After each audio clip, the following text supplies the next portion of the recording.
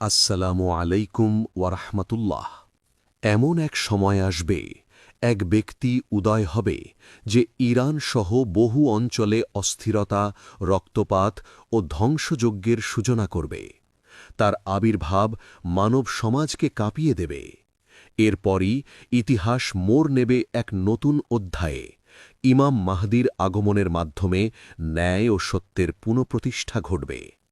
১৪০০ বছর আগে মহানবী হজরত মোহাম্মদ সাল্লাল্লাহু আলাইহি ওয়াসাল্লাম কি ইরান সম্পর্কে এমন কিছু বলে গিয়েছিলেন যার প্রতিফলন আমরা আজকের বাস্তবতায় দেখতে পাচ্ছি?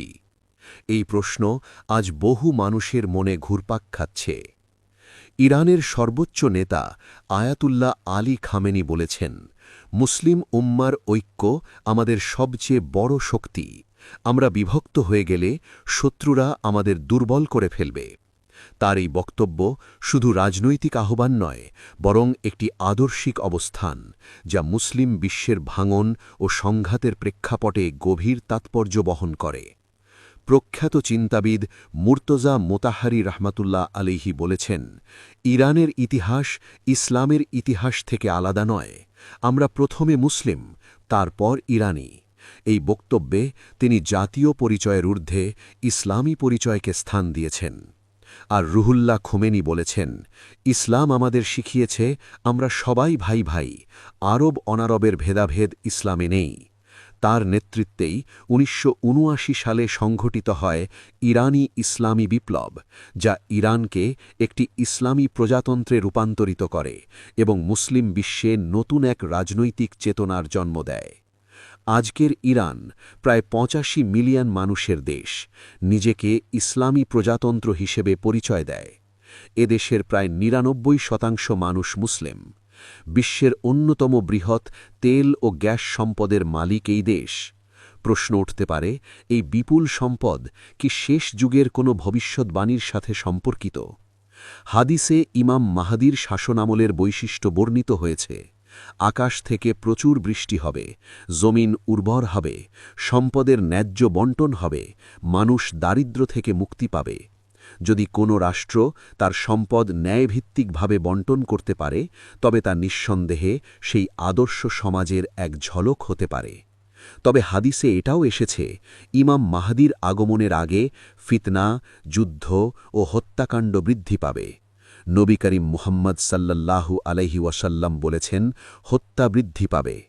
আজকের পৃথিবীতে আধুনিক অস্ত্রের মাধ্যমে মুহূর্তের মধ্যে হাজার হাজার মানুষ প্রাণ হারাতে পারে। ক্ষেপণাস্ত্র ও ড্রোন প্রযুক্তি বিশ্ব রাজনীতিকে এক ভয়াবহ ভারসাম্যের ওপর দাঁড় করিয়ে রেখেছে। ইরানও এক্ষেত্রে একটি আলোচিত শক্তি। রুহুল্লাহ খুমেইনি ও পরবর্তীতে আয়াতুল্লাহ আলী খামেনি দুজনই ইমাম মাহদির আগমনের বিশ্বাসের কথা স্পষ্টভাবে ব্যক্ত করেছেন। তাদের মতে, মাহদির আগমনের পূর্বে মুসলিমদের দায়িত্ব হল একটি ন্যায়ভিত্তিক ইসলামী সমাজ গঠন করা। তাহলে প্রশ্ন রয়ে যায়, ইরানের ভবিষ্যৎ কি? এই দেশ কি শেষ যুগের ঘটনাবলীর কেন্দ্রে থাকবে, নাকি এটি কেবল বৃহত্তর এক বৈশ্বিক পরিবর্তনের অংশ? নবী করিম মোহাম্মদ সাল্লাল্লাহু আলাইহি ওয়াসাল্লাম বহু হাদিসে শেষ যুগের ফিতনা, সংঘাত ও পুনর্জাগরণের কথা বলেছেন। তবে নির্দিষ্ট রাষ্ট্র বা আধুনিক রাজনৈতিক ঘটনাকে সরাসরি চিহ্নিত করা অত্যন্ত সতর্কতার বিষয়। ইতিহাস আমাদের শেখায়, সময়ই শেষ পর্যন্ত সত্যকে উন্মোচিত করে। ইরান হোক বা অন্য কোনো দেশ, চূড়ান্ত বিজয় তাদেরই যারা তাকওয়া, ন্যায় ও ঐক্যের পথে অবিচল থাকে। কারণ আল্লাহর কাছে শ্রেষ্ঠ সেই যে সবচেয়ে মুত্তাকী। আল্লাহ তাআলা প্রতিশ্রুতি দিয়েছেন, একটি দল সর্বদা সত্যের ওপর প্রতিষ্ঠিত থাকবে, কিয়ামত পর্যন্ত তারা হকের পথে অটল থাকবে। প্রশ্ন হল, সেই দলে কি ইরানের লোকেরাও অন্তর্ভুক্ত? আজ আমরা ২০টি ভবিষ্যদ্বাণী নিয়ে আলোচনা করব। কিছু হাদিস আপনার হৃদয়কে শিহরিত করবে, কিছু আপনাকে গভীর চিন্তায় নিমগ্ন করবে, আর কিছু আপনার ঈমানকে আরও দৃঢ় ও শক্তিশালী করে তুলবে। আল্লাহ তাআলা পবিত্র কুরআনে ইরশাদ করেন, হে মানব জাতি, আমি তোমাদের সৃষ্টি করেছি এক পুরুষ ও এক নারী থেকে এবং তোমাদেরকে বিভিন্ন জাতি ও গোত্রে বিভক্ত করেছি যাতে তোমরা একে অপরকে জানতে পারো। নিশ্চয়ই আল্লাহর কাছে তোমাদের মধ্যে সেই ব্যক্তি সর্বাধিক সম্মানিত যে তোমাদের মধ্যে সবচেয়ে বেশি মুত্তাকি। কুরআন সূরা হুজুরাত আয়াত ১৩। এই আয়াত আমাদের স্পষ্টভাবে জানিয়ে দেয়, জাতি, বংশ বা ভূখণ্ড নয়, আল্লাহর কাছে মর্যাদার একমাত্র মানদণ্ড হল তাকওয়া। ইসলামের ইতিহাসে ৬৬৭ খ্রিস্টাব্দের সিফফিনের যুদ্ধ একটি গুরুত্বপূর্ণ অধ্যায়। এই যুদ্ধ সংঘটিত হয়েছিল খলিফা আলী ইবন আবি তালিব রাদিয়াল্লাহু আনহু এবং সিরিয়ার গভর্নর মুয়াবিয়া রাদিয়াল্লাহু আনহুর পক্ষের মধ্যে। এটি ছিল মুসলিম উম্মার ভেতরের এক কঠিন ও জটিল সময়, ফিতনার যুগ।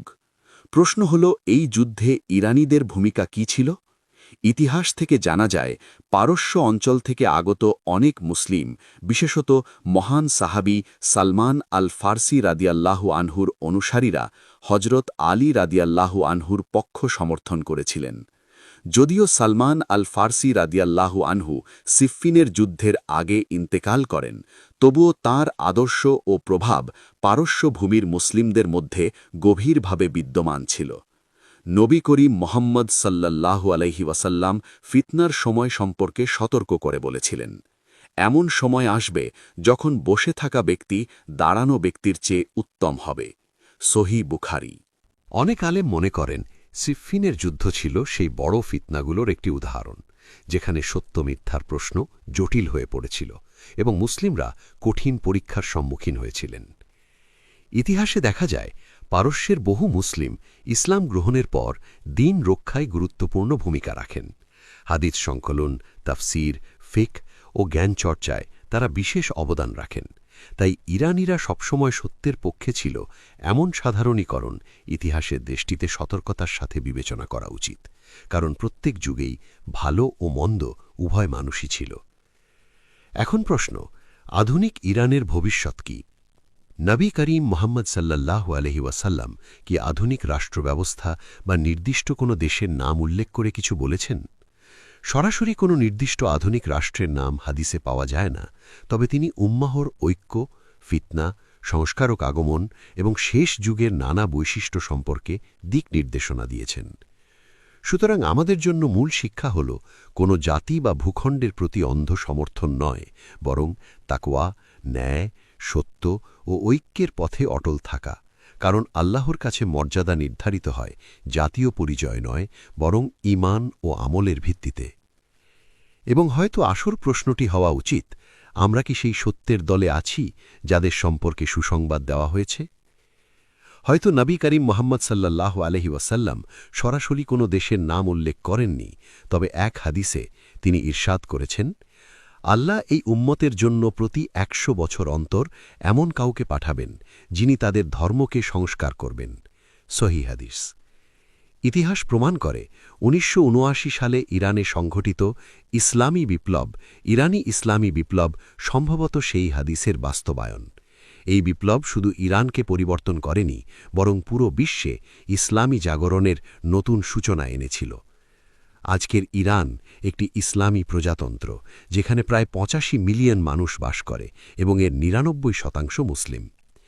ইরানের সর্বোচ্চ নেতা আয়াতুল্লাহ আলী খামেনি আন্তর্জাতিক আলোচনা ও বিতর্কের কেন্দ্রে থাকা দেশটির পারমাণবিক কর্মসূচি পরিচালনা করছেন।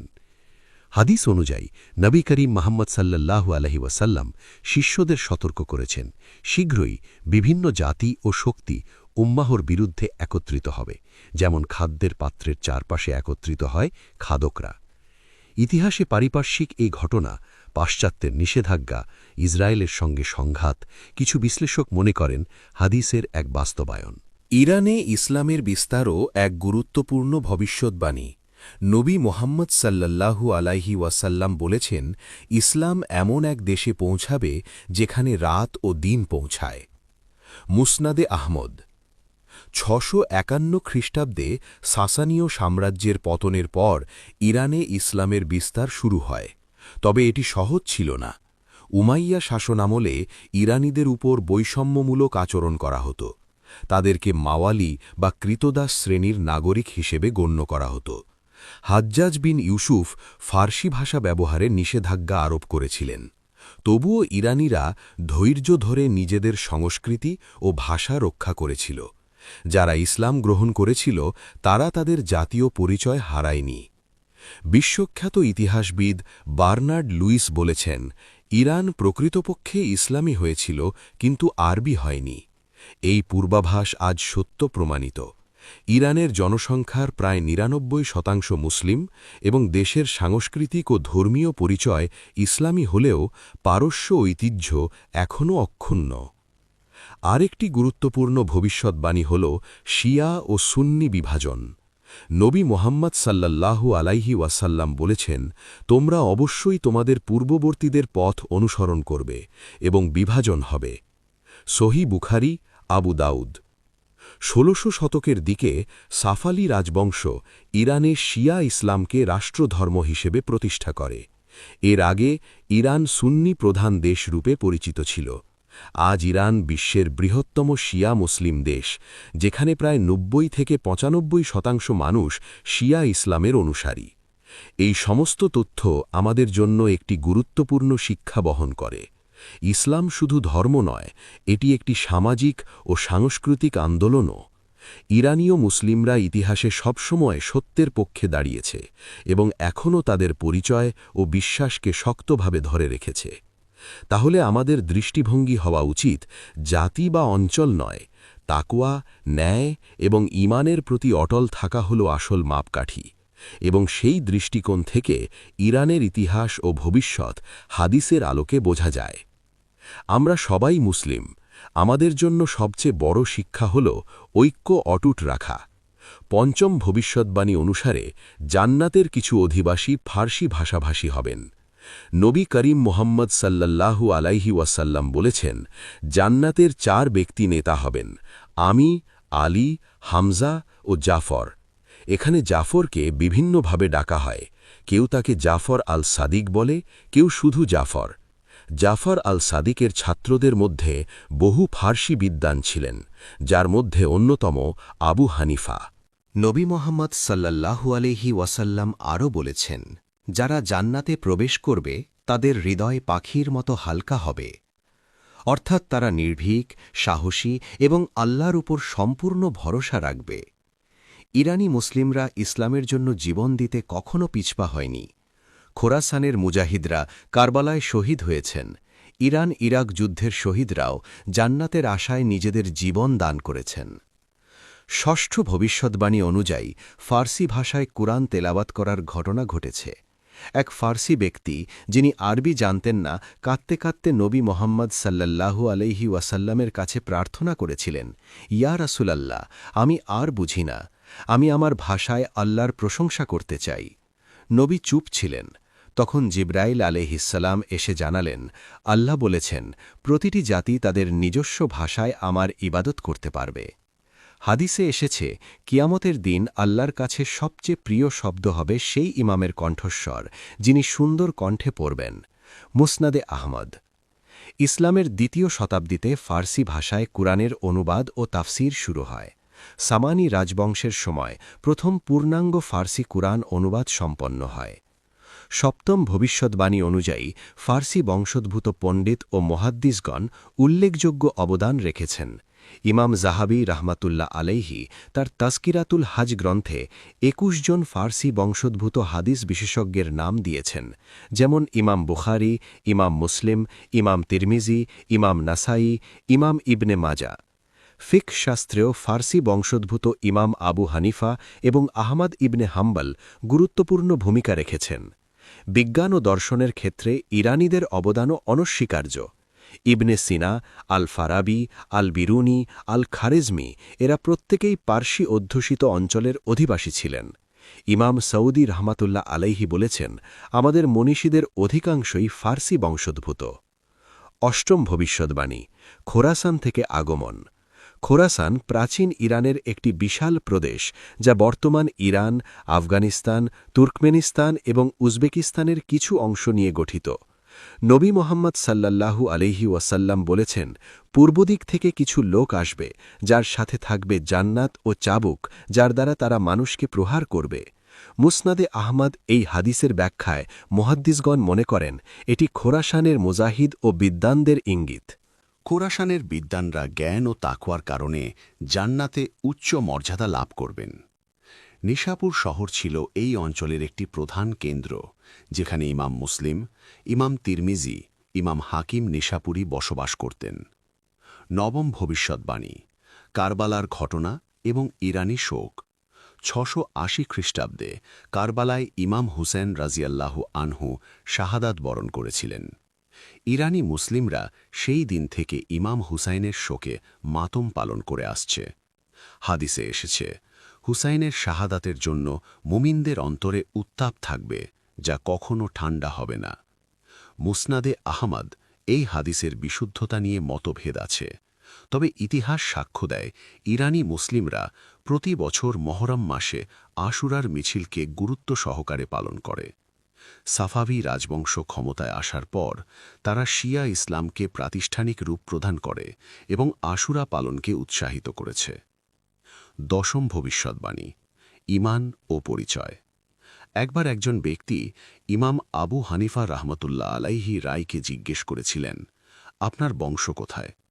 এটি ইঙ্গিত দেয় যে বিশ্বাস ও তাকওয়া ব্যক্তির প্রকৃত পরিচয় নির্ধারণ করে, না যে কোন জাতি বা অঞ্চল থেকে তিনি এসেছেন। ইমাম আবু হানিফা কিছুক্ষণ চুপ করে রইলেন। তারপর তিনি বললেন, আমি সেই জাতির সন্তান যাদের সম্পর্কে আসলে নবী করিম মুহাম্মদ সাল্লাল্লাহু আলাইহি ওয়াসাল্লাম ভবিষ্যৎবাণী করেছিলেন। আবু হানিফা বর্ণনা করেছেন, আমরা নবী করিমের সান্নিধ্যে বসেছিলাম, তখন সূর্য তাদের মধ্যে একটি নির্দিষ্ট মানাজিল অতিক্রম করছিল। যখন তিনি আয়াত তেলাওয়াত করলেন, তখন আমি অন্যদের দিকে তাকালাম, যারা এখনও এই প্রভুর পথে আসেনি। আমি জিজ্ঞেস করলাম, ইয়া রাসূলাল্লাহ, এই অন্যরা কারা? মহানবী মুহাম্মদ সাল্লাল্লাহু আলাইহি ওয়াসাল্লাম উত্তর দিলেন, আমি জানি না। সহিহ মুসলিম, হাদিস নং 1500-46। আবু হানিফা আরও বর্ণনা করেছেন, সেই সময় সালমান ফার্সি উপস্থিত ছিলেন। নবী মুহাম্মদ তার হাত সালমান ফার্সির উপর রাখলেন এবং বললেন, যদি কেউ সত্যিকারের ঈমান ধারণ করত, তবে পারস্যের অধিবাসীদের মধ্যে তাদের মধ্যে থেকে কেউ এই মান অর্জন করত। এই হাদিস পারস্য জাতির মর্যাদার স্পষ্ট প্রমাণ। নবী মুহাম্মদ ভবিষ্যৎবাণী করেছেন যে এই জাতি ইসলামী জ্ঞানের উচ্চ শিখরে পৌঁছবে। একাদশ ভবিষ্যৎবাণী, সালমান ফার্সি। সালমান ফার্সি ছিলেন ইসলামের প্রথম ইরানি মুসলিম। তিনি ইরানের একটি সম্ভ্রান্ত পরিবারে জন্মগ্রহণ করেছিলেন। সত্যের সন্ধানে নিজ দেশ ত্যাগ করে প্রথমে সিরিয়ায়, পরে আরবে এবং শেষ পর্যন্ত মদিনায় এসে ইসলাম গ্রহণ করেন। নবী মুহাম্মদ সাল্লাল্লাহু আলাইহি ওয়াসাল্লাম তাকে অত্যন্ত স্নেহ করতেন এবং বলেছিলেন, সালমান আমাদের আহলে বাইতের অন্তর্ভুক্ত। মুসনাদে আহমদ। সালমান ফার্সির হাত ধরে বহু ইরানি মুসলিম ইসলামের আলোতে আলোকিত হয়েছিলেন। তার জীবন সত্যিই অত্যন্ত অনুপ্রেরণাদায়ক। নবী মুহাম্মদ সাল্লাল্লাহু আলাইহি ওয়াসাল্লাম সালমানের মাধ্যমে ফার্সি জাতিকে ইসলামের ছায়ার সাথে পরিচয় করিয়েছিলেন। দ্বাদশ ভবিষ্যৎবাণী, সূরা জুমার আয়াত এবং ফার্সিদের আগমন। আল্লাহ পাক কুরআন ইরশাদ করেছেন, আমি উম্মাদের মধ্যে একজন রাসূল পাঠিয়েছি, যিনি তাদের মাঝে তার আয়াত তিলাওয়াত করবেন, তাদের পবিত্র করবেন এবং কিতাব ও হিকমা শিক্ষা দেবেন, যদিও তারা পূর্বে বিভ্রান্তিতে ছিল। আমি তাদের মধ্যে যারা এখনও সত্যের পথে আসেননি তাদের জন্যেও পাঠিয়েছি। তিনি পরাক্রমশালী ও প্রজ্ঞাময়। সূরা জুমা আয়াত 2-3। এই আয়াত নাজিলের পর সাহাবীরা জিজ্ঞেস করেছিলেন, এই অন্যরা কারা? নবী মুহাম্মদ সাল্লাল্লাহু আলাইহি ওয়াসাল্লাম সুনির্দিষ্টভাবে বলেন না, কিন্তু ইঙ্গিত করেছেন যে পারস্য তথা ফার্সি অঞ্চলের মানুষদের মধ্যে থেকেও বহু লোক সত্যের পথে আসবে এবং ইসলামের জ্ঞানের উচ্চ শিখরে পৌঁছাবে। রাসূলুল্লাহ সাল্লাল্লাহু আলাইহি ওয়াসাল্লাম সালমান ফার্সির দিকে ইশারা করে বললেন, যদি কেউ সত্যিকারভাবে ঈমানদার হতো তবে এই লোকেরা সেই মর্যাদা অর্জন করত। ইমাম তাবরি রাহমাতুল্লাহ আলাইহ ব্যাখ্যা করেছেন, এখানে এই অন্যরা বলতে বোঝানো হয়েছে সেই সমস্ত সম্প্রদায়কে যারা আরব নয়, বিশেষ করে ফার্সি অঞ্চল। 13তম ভবিষ্যৎবাণী, খোরাসান থেকে কালো পতাকা। নবী করিম সাল্লাল্লাহু আলাইহি ওয়াসাল্লাম বলেছেন, খোরাসান থেকে কালো পতাকাধারী বাহিনী বের হবে, তারা সাহায্যপ্রাপ্ত হবে এবং তাদের সাহায্য কখনও ফিরিয়ে দেওয়া হবে না। মুসনাদে আহমদ। এই কালো পতাকাধারী বাহিনী ইমাম মাহাদির আগমনের পূর্বে সক্রিয় হবে এবং সুফিয়ানির বিরুদ্ধে যুদ্ধ করবে। তাদের নেতা হবে শুয়াইব ইবনে সাল। আধুনিক বিশ্বের ঘটনা প্রবাহ, যেমন ইরান, সিরিয়া, লেবাননের সংঘর্ষ ও রাজনৈতিক উত্তেজনার সাথে এই হাদিসের মিল রয়েছে। 14তম ভবিষ্যদ্বাণী, ইমাম মাহাদি ও ইরান। নবী সাল্লাল্লাহু আলাইহি ওয়াসাল্লাম ইরশাদ করেছেন, যদি দুনিয়ায় এক দিন অবশিষ্ট থাকে, আল্লাহ সেই দিনকে দীর্ঘ করবেন যতক্ষণ না তিনি আমার পরিবারের একজনকে পাঠান, যার নাম আমার নামের মতো, যার পিতার নাম আমার পিতার মতো। আবু দাউদ। ইতিহাসবিদগণ ব্যাখ্যা করেছেন, ইমাম মাহাদির আগমনের সময় ইরানের মানুষরা গুরুত্বপূর্ণ ভূমিকা রাখবেন। শিয়া বিশ্বাস অনুযায়ী ইমাম মাহাদি হলেন দ্বাদশ ইমাম, যিনি ৮১ হিজরিতে গায়েব হন। যদিও সুন্নি মতবাদে ইমাম মাহাদির আগমন একটি গুরুত্বপূর্ণ বিষয়, শিয়া ও সুন্নি উভয়েই এই বিষয়কে গুরুত্ব সহকারে গ্রহণ করে। ১৫তম ভবিষ্যদ্বাণী, সুফিয়ানি ও ইরান। নবী সাল্লাল্লাহু আলাইহি ওয়াসাল্লাম বলেছেন, পূর্ব দিক থেকে আমার পরিবারের একজন বের হবে, যাকে সুফিয়ান বলা হবে। সে ৩৩ মাস পৃথিবী শাসন করবেন। মুসনাদে আহমদ হাদিসে বলা হয়েছে, সেই সময় সুফিয়ান ইরান সহ বিভিন্ন দেশে ব্যাপক ধ্বংসযজ্ঞ চালাবেন। পরবর্তীতে ইমাম মাহাদি তার বিরুদ্ধে যুদ্ধ ঘোষণা করবেন। ইতিহাসে ইরানে এমন অনেক শাসক এসেছে যারা সুফিয়ানির মতো ধ্বংসযজ্ঞ চালিয়েছে, যেমন মঙ্গল ও তৈমুর লং। ১৬তম ভবিষ্যদ্বাণী, দাজ্জাল ও ইরান। নবী সাল্লাল্লাহু আলাইহি ওয়াসাল্লাম বলেছেন, দাজ্জালের অনুসারীরা আসবে, যার মধ্যে উল্লেখযোগ্য হবে ফারহানের ইহুদিরা। তারা দাজ্জালের ফিতনার সহায়ক হবে। সহি মুসলিমে এসেছে, যে ব্যক্তি সূরা কাহাফের প্রথম ১০ আয়াত মুখস্থ করবে, সে দাজ্জালের প্রলোভন থেকে রক্ষা পাবে। ১৭তম ভবিষ্যদ্বাণী, ইয়াজুজ ও মাজুজ ও ইরান। কোরআনুল কারিমে আল্লাহ বলেন, যখন ইয়াজুজ ও মাজুজ মুক্ত হবে, তারা প্রতিটি উচ্চ স্থান থেকে ছুটে আসবে। সূরা আল আম্বিয়া, আয়াত ৯৬। হাদিসে উল্লেখ আছে, ইয়াজুজ মাজুজের আগমন খোরাসান থেকে হবে এবং তারা অতি প্রবল সংখ্যায় ছুটে আসবে। ইসলামী ইতিহাসে চেঙ্গিস খানের মঙ্গল বাহিনীকে বহু ঐতিহাসিক ইয়াজুজ মাজুজের সাথে তুলনা করেছেন। ১৭তম ভবিষ্যদ্বাণী, সুধী আন্দোলন ও ইরান। অষ্টম ও নবম শতাব্দীতে ইরানি মুসলিমরা একটি সাংস্কৃতিক ও সামাজিক আন্দোলনের নেতৃত্ব দিয়েছিলেন, যা আরব ও অ-আরবদের মধ্যে সমতা প্রতিষ্ঠা করতে চেয়েছিল। নবী সাল্লাল্লাহু আলাইহি ওয়াসাল্লাম বলেছেন, আরবদের কোনো শব্দ বা রক্তের ওপর শ্রেষ্ঠত্ব নেই, তাকওয়া ছাড়া কেউ শ্রেষ্ঠ নয়। মুসনাদে আহমদ। এই আন্দোলনের ফলে ফার্সি ভাষা ও সংস্কৃতির পুনর্জাগরণ ঘটে এবং ইসলামী শিক্ষার বিস্তার সম্ভব হয়। ১৯তম ভবিষ্যদ্বাণী, ইরানের ভূমিকা ইসলামী জাগরণের মধ্যে।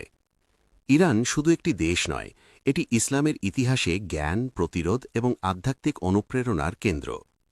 নবী সাল্লাল্লাহু আলাইহি ওয়াসাল্লাম বলেছেন, ইসলামের পুনর্জাগরণে পূর্বদিকের কিছু লোক গুরুত্বপূর্ণ ভূমিকা রাখবে।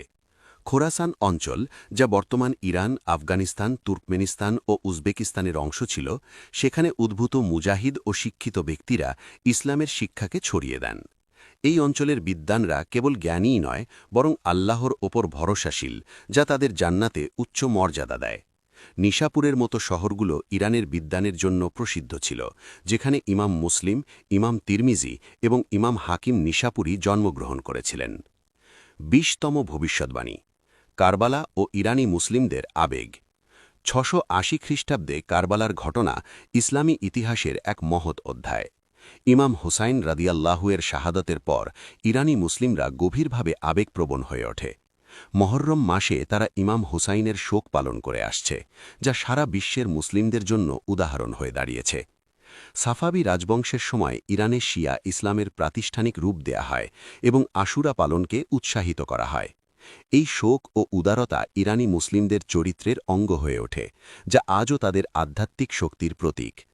ভবিষ্যদ্বাণী ও মাধনিক বাস্তবতা। ইরানের ইতিহাস, সাহসী মুসলিম শহীদ, বিদ্বান এবং সাংস্কৃতিক আন্দোলনে আমরা দেখতে পাই নবী সাল্লাল্লাহু আলাইহি ওয়াসাল্লামের ভবিষ্যদ্বাণীর ছাপ। আধুনিক ইরান ইসলামী বিপ্লব, প্রতিকূলতা, পারমাণবিক বিতর্ক এবং আন্তর্জাতিক সংকটের মধ্যেও সেই হাদিসের প্রতিফলন দেখা যায়। ইরানের জনগণ ইসলামের জন্য তাদের জীবন ও সম্পদ উৎসর্গ করতে কখনও পিছপা হয়নি। ফার্সি ভাষা ও সংস্কৃতির পুনর্জাগরণ, শিক্ষার বিস্তার, শোক এবং আধ্যাত্মিক উন্মেষ সবই নবীর ভবিষ্যদ্বাণীর বাস্তব রূপ। আজ আমরা জানি, ইতিহাস শুধু অতীত নয়, এটি আমাদের জন্য শিক্ষা, প্রেরণা এবং সতর্কবার্তা। ইসলামের সেবা, ন্যায় ও ধৈর্যের পথে অগ্রসর হওয়া ইরানি মুসলিমদের জীবনের প্রতিচ্ছবি। খোরাসানের মুজাহিদ, সালমান ফার্সি, কারবালার শহীদ, এরা সবাই নবীর ভবিষ্যদ্বাণী বাস্তবায়িত করেছেন। আমাদের জন্য বার্তা স্পষ্ট, আমাদের ঈমানকে দৃঢ় রাখা, আল্লাহর পথে চলা এবং বিভেদ ও অযথা শক্তির প্রলোভনে পতিত না হওয়া। ইতিহাস আমাদের শেখায়, যখন মানুষ একত্রিত হয় এবং আল্লাহর পথে কঠোর পরিশ্রম করে, তখন অসাধারণ পরিবর্তন সম্ভব। আজ আমরা ইরান এবং ইসলামের ইতিহাসের এই বিস্ময়কর অধ্যায়টি দেখেছি। নবীর হাদিস ও ভবিষ্যদ্বাণী শুধু অতীতের নয়, এটি আমাদের আধুনিক জীবনের জন্য শিক্ষা। এই দৃষ্টান্ত থেকে আমরা শিখতে পারি কিভাবে সত্য, ন্যায় এবং ঈমানের পথ অনুসরণ করে বিশ্বের পরিবর্তনে অংশগ্রহণ করা যায়। আল্লাহ আমাদের সবাইকে সত্যের পথে দৃঢ় এবং একসাথে থাকার শক্তি দান করুন। আমিন।